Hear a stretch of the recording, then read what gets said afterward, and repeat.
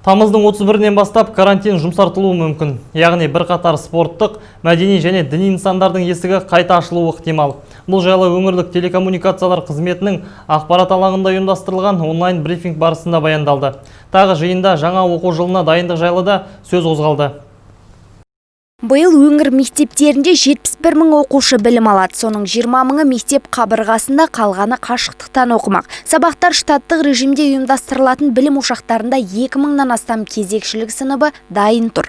Дарынды балаларға арналған мектептер Лорд лицейі және Абу Досмахамбетов атындағы гимназиясы және облыстық орталығы коррекциялық мектептер, бірінші, екінші коррекциялық мектеп-интернаттары, есту қабілеті бұзылған балаларға арналған мектептерінде бастауыш сынып оқушыларына кезекші сыныптар ұйымдастыруымен қатар қашықтықтан да жұмыс істейтін болады.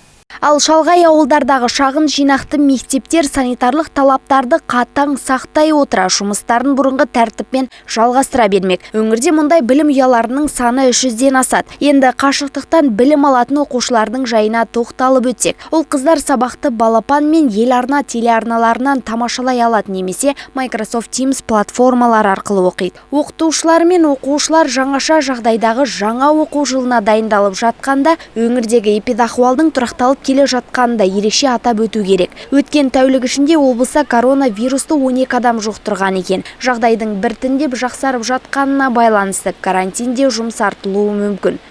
Об изменении ограничительных мер на территории Северо-Казахстанской области. Тамыздың 31-нен бастап бірқатар спорттық нысандар жұмысын қайта бастауы мүмкін. Яғни бассейн, жаттығу залдары, спорт кешендері келушілерін қабылдайды. Сондай-ақ діни және мәдени мекемелердің де есігі ашылады. Ерекше қорғалатын табиғи аумақтарға да кіруге рұқсат етілуі ықтимал.